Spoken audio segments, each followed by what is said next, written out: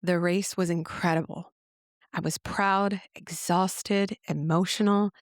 And then Monday came, and I didn't want to run. The high, the crowd, the finish line photos, then the sudden quiet afterward. Today, we're talking about what happens after the finish line, especially for us ADHD runners. Call it the dopamine crash or the post-race blues. We're going to talk about the post-race crash and why finishing a race can feel kind of empty. We'll discuss how our identity is impacted after we've achieved that goal and strategies around what we can do when the hype fades and how we can restart a running routine when motivation is in the rearview mirror. Let's get after it.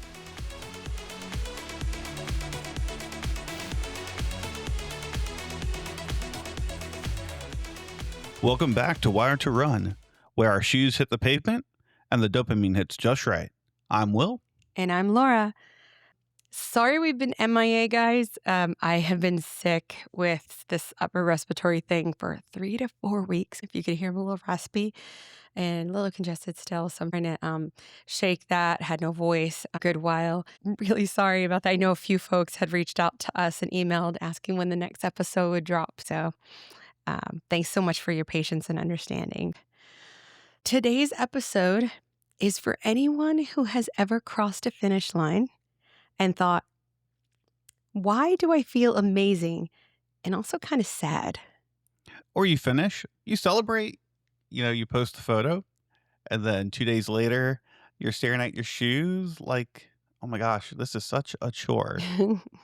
Yes, that drop, that emotional slump, that, I guess, what do you call it, like motivational collapse. Mm-hmm.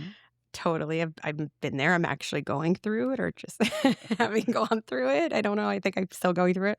If you've ever felt it, that you're definitely not broken. You're not ungrateful. You're not lazy. You're having a very human reaction, often a very ADHD reaction to a huge peak. Absolutely. And this episode is going to cover 3 big things. One, what's happening in your brain and your body, why it messes with identity and motivation, and most importantly, how to restart without shame. And we've got a framework for you called the reset miles because ADHD life is full of resets.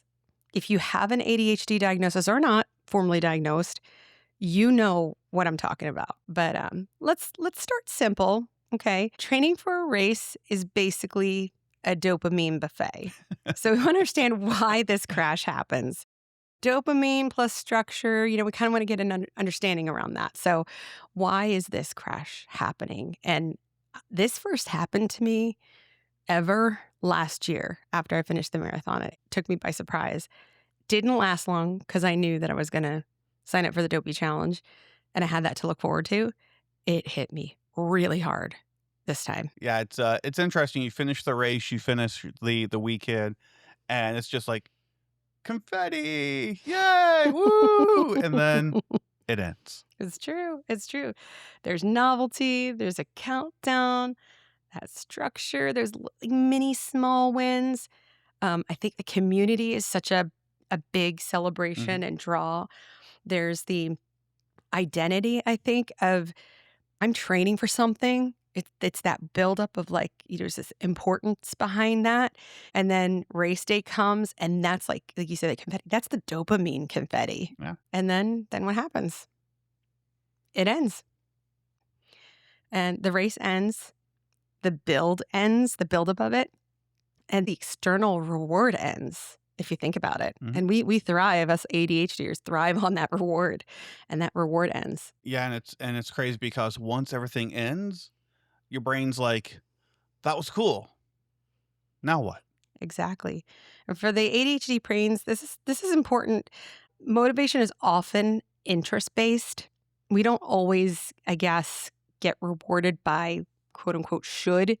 We get rewarded by stimulation, urgency, meaning, novelty, connection. So yeah, you're right. When that stimulation kind of disappears, our brain is kind of like, okay, cool, now what? Then there's the body part. The soreness, your sleep might be off, your nervous Yeah. system, it's been in this like Good heightened point. aware go state, and you're also trying to recover. Mhm. Um, so yeah, the tricky part is a lot of us, we don't expect that crash. Mhm. So when it comes, we interpret it as almost like a failure. Yeah, that's so true. Yeah.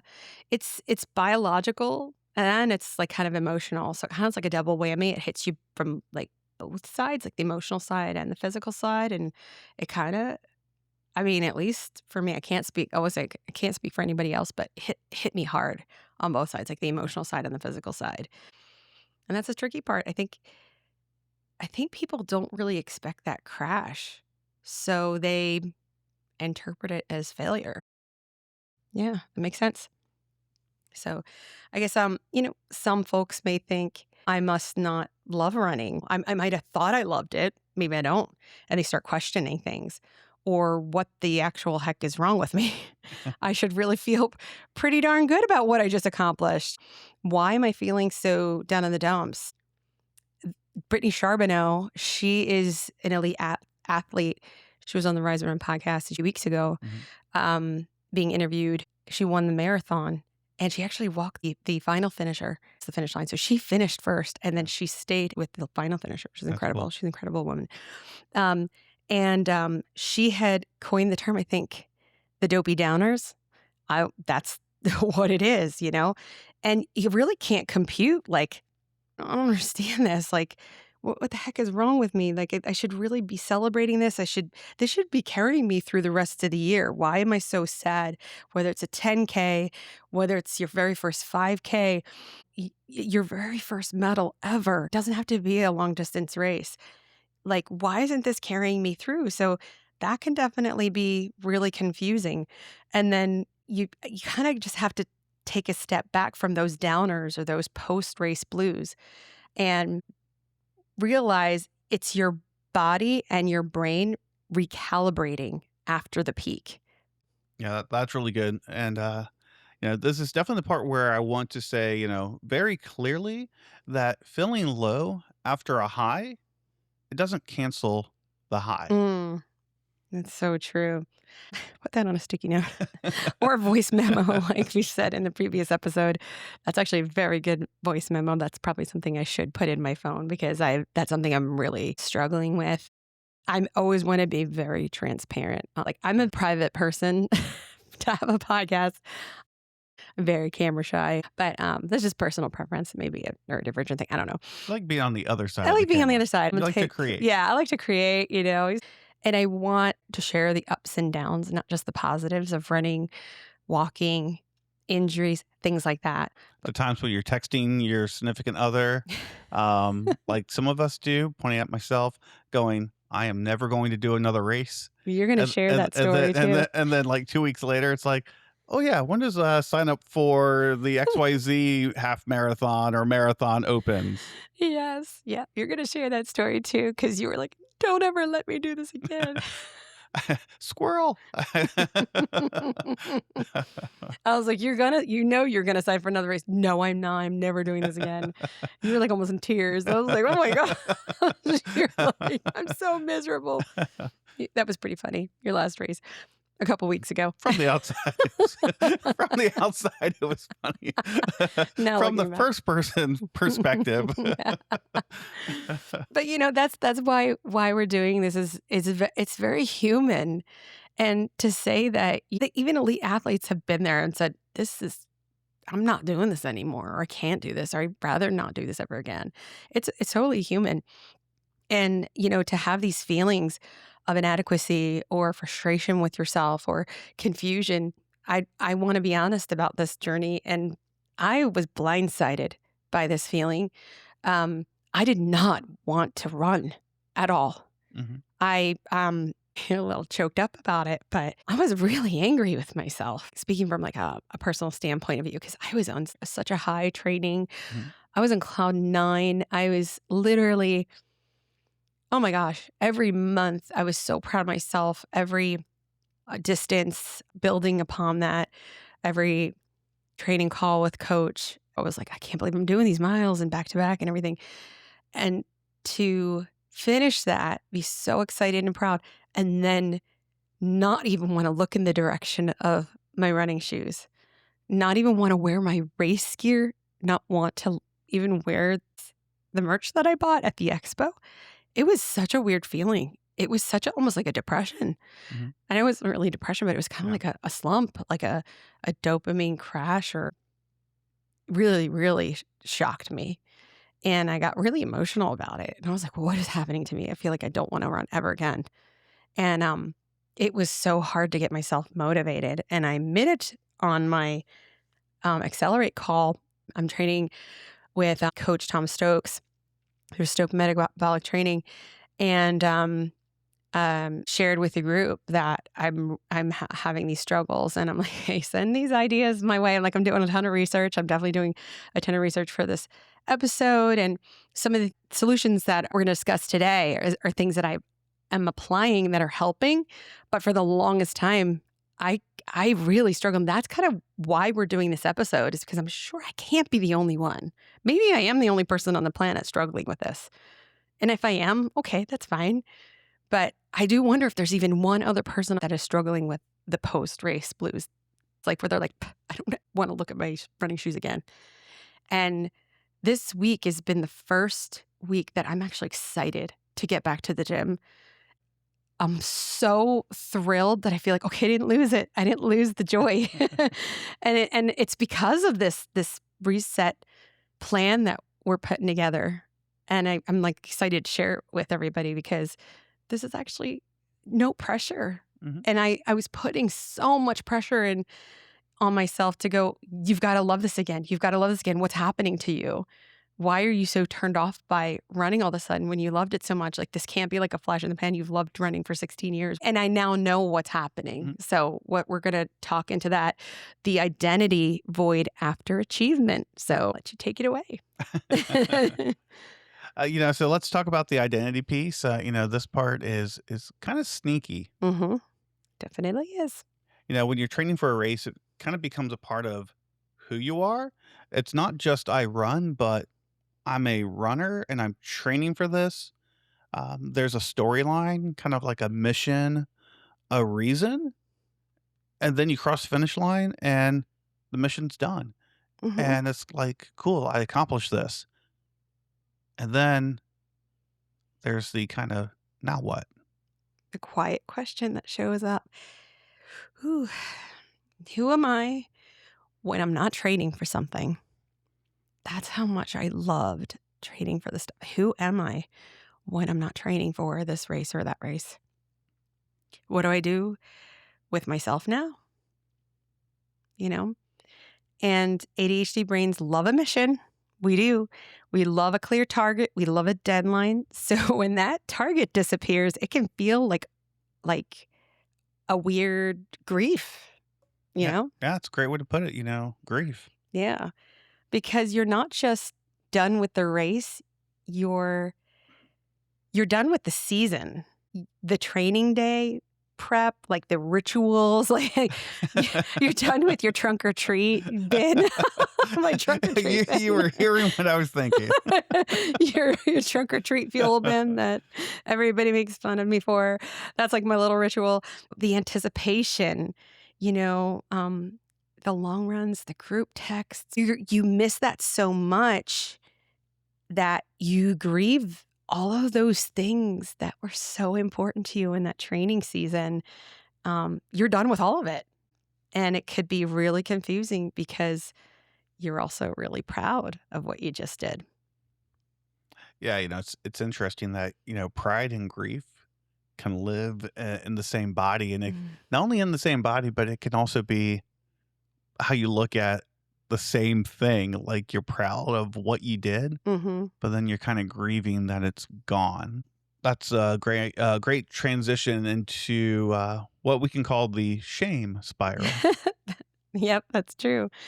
Shame spiral. Oh, that's the worst. It's not my favorite topic. It's kind of like that classic loop. You take some recovery days, which is normal, but then you start to miss that first planned run back, Mm-hmm. and then your brain's like, well, there it is. I knew you couldn't keep this up. It Mm-hmm. kind of you just kind of start that spiral downwards. Mm-hmm. That all or nothing kind of thinking shows up like it pays the rent. You know? Exactly. I Yep. think we've all been there. Yep. One missed workout becomes I've ruined It's everything. like an eating plan. Like I cannot do an all or nothing kind of eating plan, workout plan. I'm not like that. If I don't have balance and moderation, I won't stick with it. Like there's people that are like, I can't have that snack in the house. I have to have moderation. Why are you looking at me when you're saying this? There's nothing wrong Because with the Reese you cups. cannot have Reese cups in the house. I could care less about Reese cups. I don't know. I'm not a Reese cup person. Not that I don't like them. They're okay. Give or take. Like they're there, but Peanut butter and chocolate. I don't It's really it's care about it's a that. perfect combination. It's okay. But now Twix, that's another story. I like Twix. Left side or right side? It doesn't matter. It's a Twix. But see, the thing is, I like same thing. Like it's there. I'm like, okay, I can have one and I'm good. I like that's the thing. Like I don't really struggle with that. Like I'm okay with that if I have it in moderation. If you take it out of my life forever, that's when I won't Yeah. be able to stop thinking about it. That kind of thing. So I'll be honest with you. But that all or nothing thinking. Well, there it is. I knew that I couldn't keep up with it. Like what you said, that that is so detrimental for my mental health. And I know I started playing that game with myself right after. And like I said, all transparency, I'm going to be honest. That's where I struggle. That shame spiral hit hard. And, you go there and take a few recovery days, turn into, yeah, I'll get to it, to I ruined everything, to I don't want to. Mhm. And the ADHD adds the executive dysfunction that I think most of us with ADHDs are very familiar with. It's not just I don't want to, it's I want to, but I can't start, Yeah. you know? And when you start having that thought pattern that I can't start. I know at least for myself, I start judging myself hmm like, is it really that I just can't start? Executive dysfunction is such a big struggle for a lot of folks with ADHD, and even people without ADHD. Everybody, I think, kind of struggles with it a little bit. We'll kind of push it off a little bit and postpone and say, "Yeah, I'll get to it. I'll get to it," and then you struggle to get it started. People with ADHD, we have it on a larger Mhm. scale.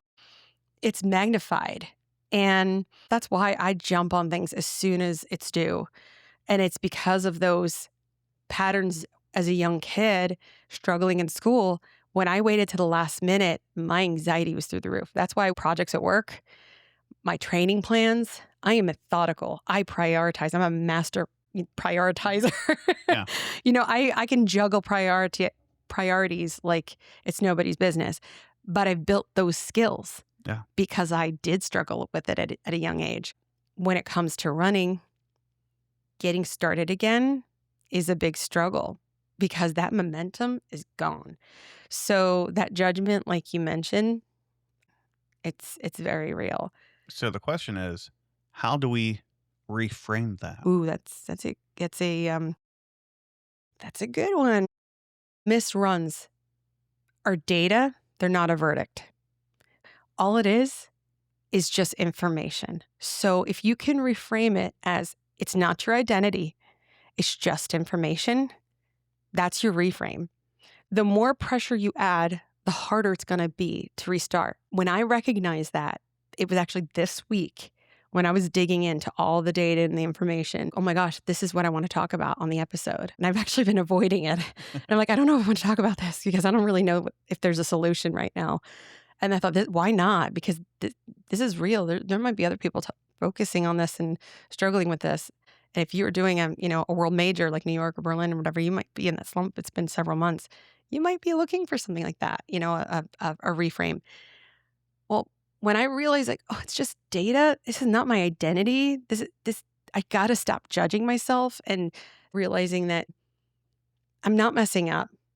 This is not part of who I am. It's just information. It helped me realize, okay, we can move on from this. I can take this and go, okay, tomorrow's a new day. Yeah. So the first thing that we'll have to do is really build a restart plan that doesn't rely on motivation. Exactly. It's like there's no race pushing me. There's no training plan. I can't even say I don't have a training plan because I've got Princess coming up. I have a training plan, but I haven't wanted to run. Yeah. So I have no miles in my training plan to show my coach. So my coach knows I haven't been running those miles. And I think you've just hit on another topic for another episode. What to do when you have a race that you've just finished and then you have a race like really close to that race hmm because yeah, I think we've all done that too where it's like, cool, I've done that race. I still got I'm still in shape. I can still do this next race. So I'm good. hmm But that's also why having a coach is good because they can help you with that weird taper hmm recovery, keep your fitness up before, the next race. hmm So, all right, watch out for that episode coming soon. But and I love the, don't rely on motivation because hmm that can change, that can vary. Yeah, It's more having that plan and working the plan. It doesn't exactly. matter if it's rain, shine, I feel great, I feel horrible. It's the plan. Work the plan. But let's zoom out. Sometimes the dopamine drop isn't just the post race blues. Sometimes it can be burnout, Yeah, that's true. That's true. and burnout can look like dread, procrastination, sleep disruptions. Yeah, irritability, burnout from your kids and their schedules and stuff. Yeah, it's kind of the thought of a run just feels like like a demand. It's Yeah. not that Mhm. relief, that joy. Mhm. And of course, there's also grief, like we said, because Mhm. post race can bring a loss of that structure, the Mhm. Mhm. purpose. Yeah, and if you're in a real life grief season, loss, stress, life transitions, race prep can take all of that executive dysfunction. So after the event, your system collapses. I got sick Hmm. after marathon weekend. Steph was clearly congested on episode 5. Within a couple days, I was sick. So clearly our immune systems were shot Hmm. after that. So Yeah. you're not weak, you're just depleted. So this is the permission part of the episode. Rest is not something you earn. Recovery is part of the training. And if you're neurodivergent, you have ADHD, recovery and routine are extra connected. That's really, really key. So the question really becomes, how do I rebuild rhythm without the shame? I'm glad you asked that. That is where the reset miles come in. Okay, so this is really the heart of the episode. Um, the reset miles are the miles that rebuild the rhythm after the peak. They're not glamorous. I'm going to warn you. This is not a time for PR. This is not a time for like pace increases, trying something like carbon plated shoes for the first time to see how fast you can get. They're the ones that make you a runner long term.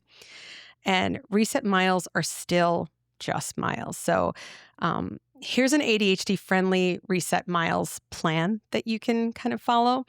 Um, we're going to break it down in steps. So I'll let you share a little bit about step 1, the 2-run decompression rule. Absolutely. So this is really like that first 7 to 10 days ish. So for your first week back, you need really two gentle efforts. So not pace goals. We're not talking performance. Mm-hmm. We really want to throw pace and performance out the window. Mm-hmm. We're looking at two short run walks or easy jogs. This is really just to inform your brain, hey, we're still runners. Without pressure. You know, we had the identity crisis. We just completed a huge achievement or athletic feat with a race or races that you did if it was a challenge. And now you're just struggling with who you are as a runner. You're trying to get one foot out the door. So really, it's just getting back out on the Mm. road or the treadmill. Like Even 10, 20 minutes. yeah, even if it's something short, every minute on the treadmill, every mile counts. I like that it's like no pressure. No. You're just getting out the door. I like that. And that's really 7, 10 days. I think I like that because it's not like you got a couple days of it. You're actually like laying groundwork, you know? I kind of like that. So yeah. Um You're dating your running shoes. You're dating your running shoes. You're courting it. You're not asking to get married. It's just a first date and a second date. You're wooing them. um, Step two, I think, is really important. Rebuilding cues, not motivation. Motivation may not come like we talked about. So you may not be able to lean into it or lean back on the motivation that you had in your prior training seasons. So what motivated you before may not work in the future Oh, yeah. because your goals are different Abs- or your purpose or your whatever drove you before in the past. So cues come from a different place. This is really big for me. A cue could be same time of day, same shoes, same route, same first song on the playlist. It's the thing to just kind of snap you into it. Yeah. You're not waiting on something. It's something that's already there in place. You just got to press play. You just got to slip your shoes on. Mhm. It's 8 o'clock in the morning. Your timer's going off. The route is right there. It's beautiful out. It's there waiting for you. It's not something that you're kind of waiting on. Playlists are huge for many ADHD brains. Music has a lot of meaning. I've been reading a lot about that. My friend and I have been messaging back and forth about the meaning behind music and how emotional music is for people with ADHD brains. It's not just about a song or lyrics. It actually brings us back to memories. We have attachments to music and what it means to us. So playlists for me are really big. The other day, I haven't listened to my playlist, my training playlist since marathon weekend. So like very early January. And it kind of took me by surprise that I haven't even listened to it. Because sometimes I'll usually put a podcast on in the car, but sometimes I'll put on my playlist and I'll listen to it. And it got me into the mindset, like, I can't wait to run again. And it was like, ooh, caught me by surprise. And I thought, you know what? I'm going to just have that song ready so that I'll play it in the house and maybe I'll want to go for a run. It actually kind of got me in the mood to go for a run. So one of my favorite songs came on, To the Moon by Alokan, Alinium. And that actually was the song that I was playing. Remember that day that we were running on the trail and I just took off? I was running like an 8-minute mile or something. And you were like, what the heck happened? It was like, Don't worry, I'll catch you're like, I think I might have to go to urgent care. Uber, where are you? Well, there's certain songs that like are your hype song, like To the Moon by Alokan. Alenium is like one of my hype songs. Yeah. And when the beat drops, I'm gone. There's smoke behind my shoes. Yeah. And I run faster than I've run in years. So that song came on in the car and I was like, I feel like I'm going to go run to the gym or to the trail. Like it just got me into the mood to run. So if your ADHD brain is really into music, that could be a really amazing cue for you. That's an easy one. It's ready. I have it queued up. I'm not in the mood to run. But if I play that in the house as I'm getting dressed to go for a run, I know that's going to be my cue to get out the door. Or I've got a brand new pair of Brooks and they fit like a dream. I'm going to put them on in the house and wear them around the house. Like I'm just going to run out the door. You might want to go for a run. Those little cues can be huge to get you back out the door and running. Yeah, I really love the playlist example because just like you, I've got certain first songs that I always listen to, and not just first songs, but like first mile songs, because I always find like my body takes a mile or two to really warm up and Mm, go, okay, this is what we're doing again. So having that playlist set up so that maybe that first mile is all hype songs I like that, that. because once you get through that first mile, you're golden. But Oh, I like that. That first mile hype songs. yeah, That's a great cue. but I love that because motivation again, it will vary day to day, but those cues carry a lot more weight. Cues carry you. When motivation is gone, cues carry you. Put that on a shirt. So after that, really next couple of weeks, again, your goal isn't to train hard. Your goal after that beginning period is really just to show up maybe 3 times a week. Um, and show up can simply mean a 10-minute run walk. Um, it really fights that all or nothing thinking. Mhm. Like, just the regularity of it and just kinda getting into the groove of a couple days a week. No pressure. I like that too, yeah. I think that consistency is I see why it would happen after the first 2 weeks because I feel like the consistency, at least for me and for friends that are fellow runners, I feel like we fall off the trail or whatever. We give up when we have to do more than 1 or 2 runs a week. Yeah, And when you've built in the habit 7 to 10, 14 days in, it's easier to add more days. That totally makes sense. So, in that research that you and I've been doing to build these reset miles and combining like pieces here, pieces there from all the literature that we've been reading about ADHD brains and running and what pro athletes have done and how to get back on track, it makes total sense that you build in the consistency with multiple days a week, 2 to 3 weeks yeah, in. So, yeah. And, ADHD brains need a spark. So, to give a spark, you maybe at that stage can put like a little flair or spin, like joining a new run club, or it might be exciting to like add a new route, or a new playlist, a running coffee ritual. Oh, I know you're going to. you are I speaking knew my you were gonna language. like I said You coffee. said coffee, and hey, Dunkin' Donuts. I It knew never hurt Duncan was anyone. coming. You're not bribing, or you're not trying to incentive. Give yourself an incentive. I can't talk. I'm thinking coffee. I'm sorry, everyone. You're just designing your environment to be optimal, Yeah, and a cold brew is the most optimal environment that's for a true. runner. This is not sponsored by Duncan, but But if somebody from my Dunkin' is listening, email us. Lisa at wiredtorun.com. Duncan. No, my husband is obsessed with the cold brews from Dunkin' Donuts, and that's all he talks about in every episode. And donuts.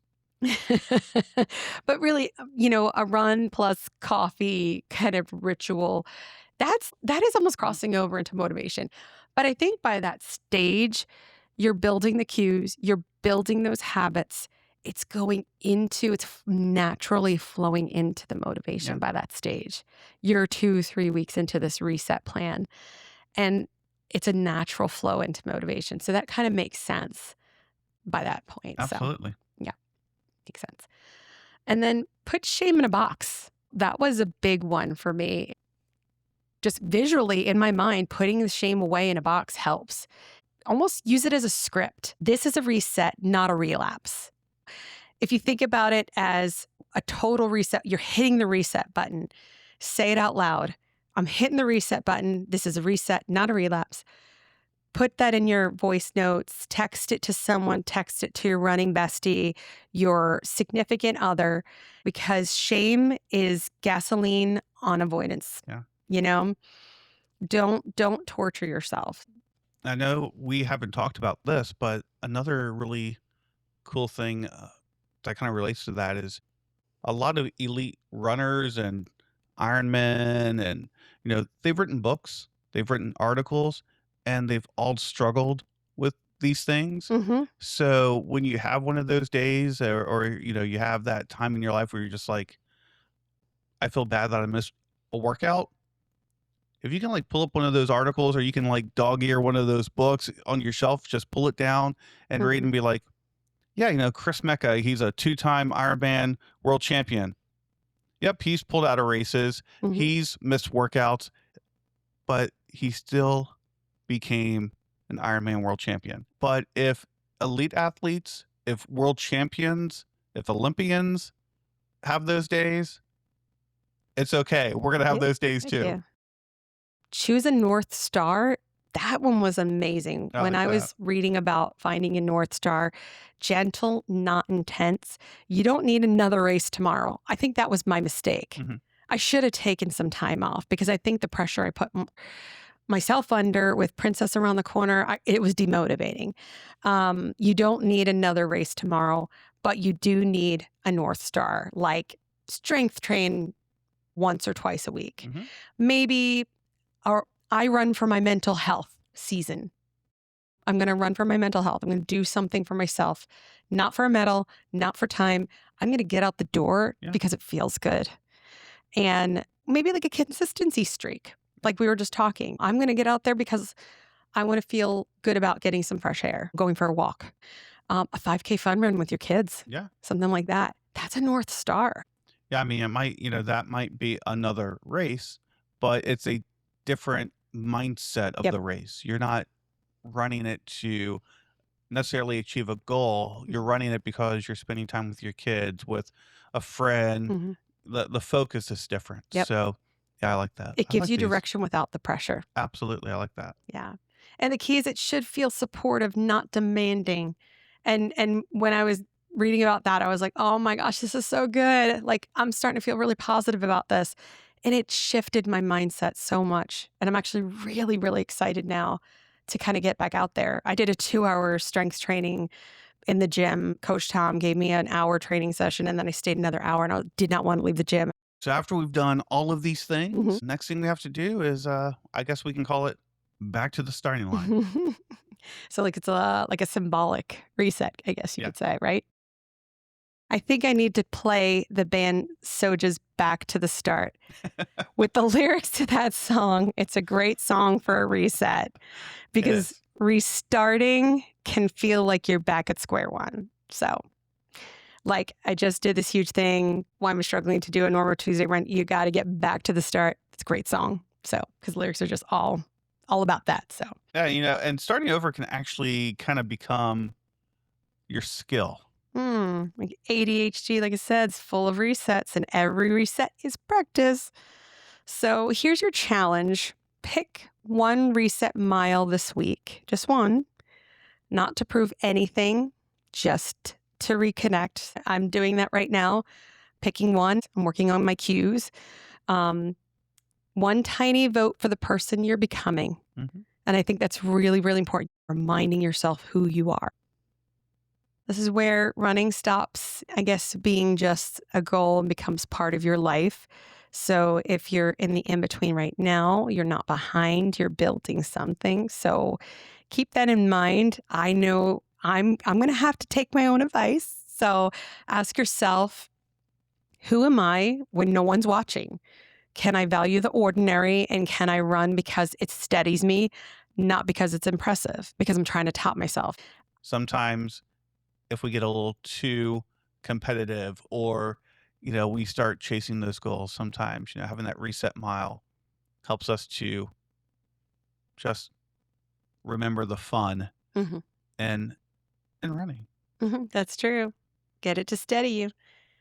So, what does your dopamine drop look like after a race and what helps you restart? We would love to hear from you. We need all the tips and tricks we can get from you guys, too. Yes. I would love to hear what everyone does after a race when they hit those lulls and what they do to kind of snap out of it or recover from it. So, if today's episode hit home and you want a simple way to restart, we made something for you. We have Reset Miles, a 7-day reboot is a super ADHD friendly plan to get back into rhythm after the finish line high fades. This one's a short, easy, doesn't rely on motivation plan. So if you want it for free, email us at laceup@wired to run with the subject line Reset Miles, and we'll send it over to you. We read every email that we receive from all of our listeners, from our Wired family, and we'll shout out a few messages on future episodes. So if you guys have ideas Mhm. or if you have those hardest situations after races and what you've done to kind of get out of it, we'll definitely share that on air if you'd like us to share that. Absolutely. And if there's any topics that you want to hear us talk about, but kind of going into that route, we've also wanted to mention that we just launched our Facebook and Instagram pages. We meant to launch these much sooner than this, but squirrel. Yeah. Squirrel. Yes, very true. Yes, definitely. We've been wanting to. It's been a busy time, and of course with ADHD, but we're definitely getting to. We at least set it up, so we hope to update that periodically. So, but we'll be checking messages and things like that to keep up with all the conversations with you guys. But if Monday hit you like a wall after your race, you're normal. Start with one reset mile at a time. And if all you could do today is lay out your shoes or your workout clothes, that is a win. Absolutely. Reset miles are still miles. As you all know, we are just here sharing our experiences as ADHD runners. Don't take anything here as medical or mental health advice. Always seek out advice from your own medical and mental health professionals. Until next time, keep moving and remember resets are a part of the run. So let's lace up, lock in, and let's go the distance. Bye, Bye, guys. guys.